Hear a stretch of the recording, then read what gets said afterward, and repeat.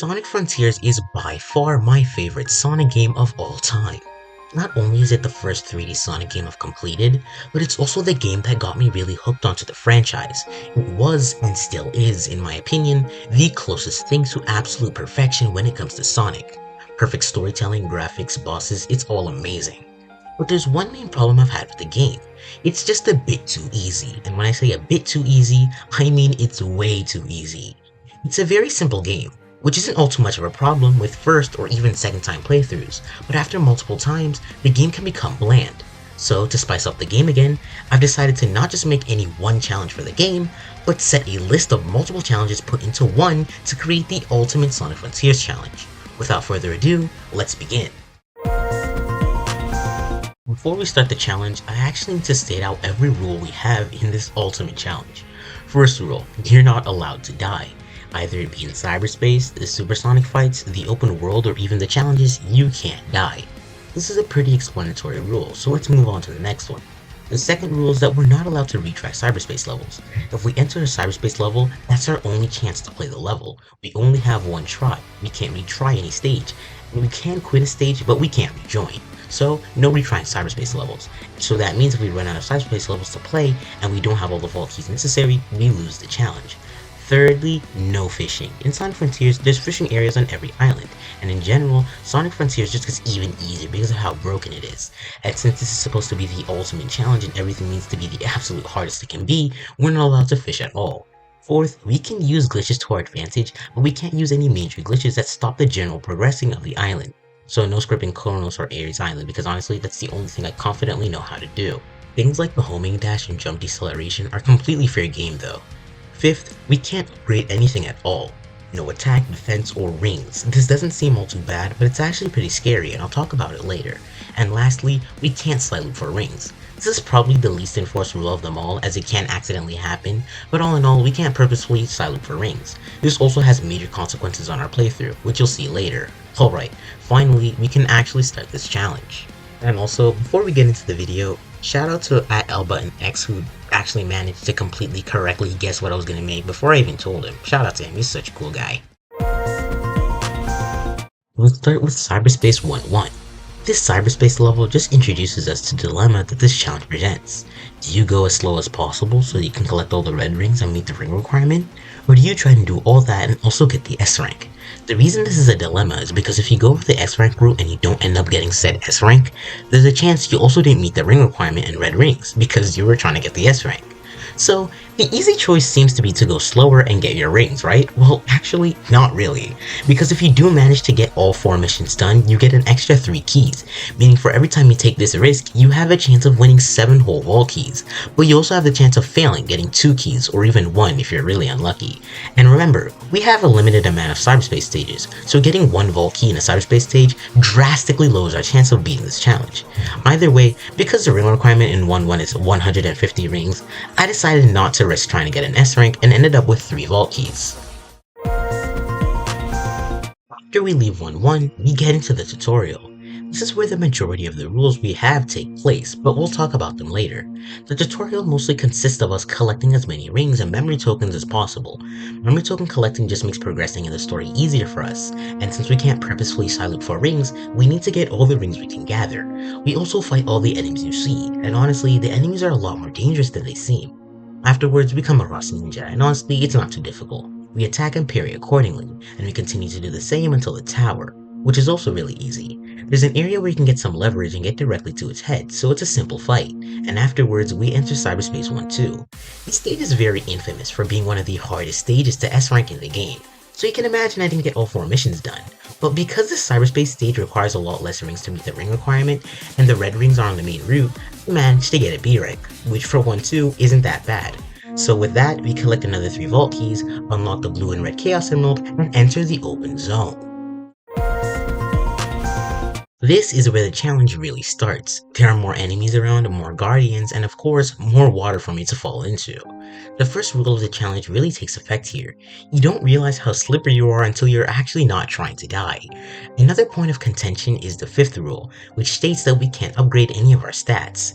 Now the reason this is so important isn't because of the lack of damage we do to enemies, but Hermit Coco specifically. With the Elder Coco, even if you interact with him, you have a chance to back out and say you don't want to upgrade anything, meaning accidentally interacting with Elder Coco shouldn't be too much of a problem, but Hermit Coco doesn't have that. Once you interact with him, you are forced to upgrade your stats, so we need to steer clear of Hermit Coco as much as possible. Besides that, we enter the open world, and unlike the natural progression of the game, we have our own agenda of things we need to do if we want any chances of winning this challenge. You see, you might have not realized it, but Chronos Island, despite all the rules being put in place, is still decently easy. I'm not saying it didn't get harder, because it definitely did, but other than making a conscious effort to not jump off the map, it's still pretty easy.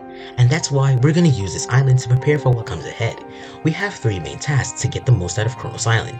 Number 1, we want to collect as many skill points as possible. This can be collected throughout the map and help unlock new moves on our skill tree, some of which do a lot more damage than others, and some that provide more range-based abilities. This is probably the most important stuff of Chronos, because it's a fairly small map, so we can move around pretty quickly. While doing this task, I actually managed to get all 400 rings on my own, and so I was able to move even quicker. But also, while I was doing this, I got jump scared by Squid and decided to fight him, and it turned out to be one of the biggest mistakes I'd ever make in this challenge. You see, because our defense stat is so low, every time we get hit by anything, we lose a ton of rings. So by the end of the fight, I was left with a measly 40 rings, and with the open zone, it takes a while to get any lost rings. It's also while I was performing this task that I almost lost the challenge.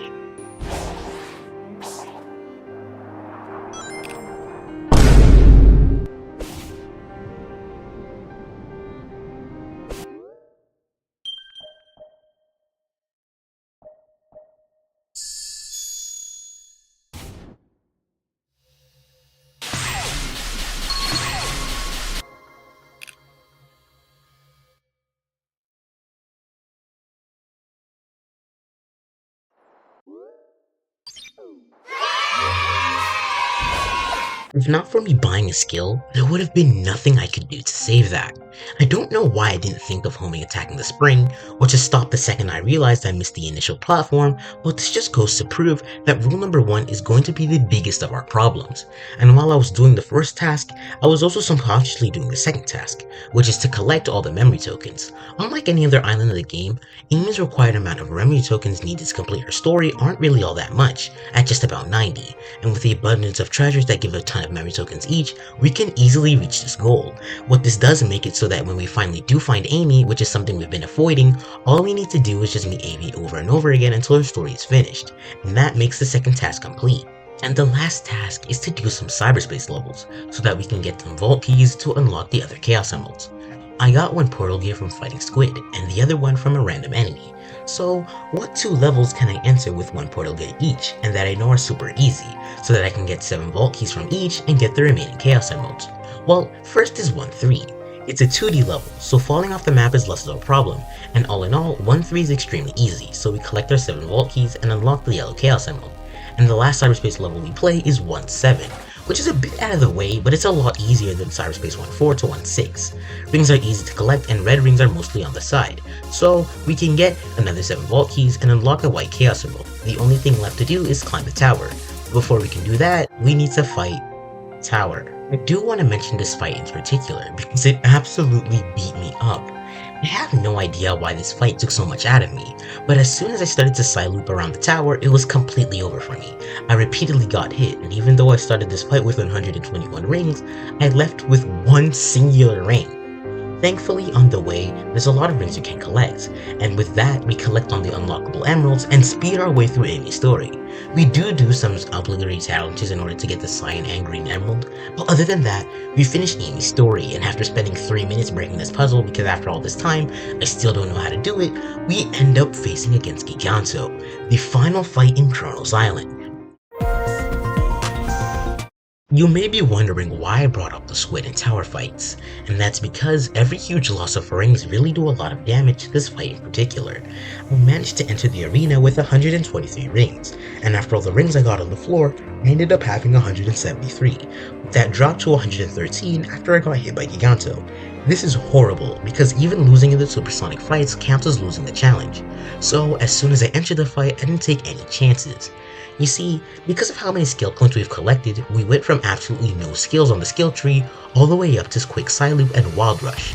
The main point here is the Stomp attack, which does a lot of damage, so we start spamming this immediately. And every time Giganto attacks, we parry and use Grand Slam, which does even more damage. And when Phase 2 starts, we don't really change up our system, except for a Quick Psyloop. So, after we hit the front of Locust and Giganto, we cleared Chronos Island. This is the beginning of the 5 or 4-part series I plan to run weekly throughout February. So if you want to see more of this, make sure to subscribe for more content, and check the description for the next part, which I will add when it comes out. Have a good day or night wherever you are.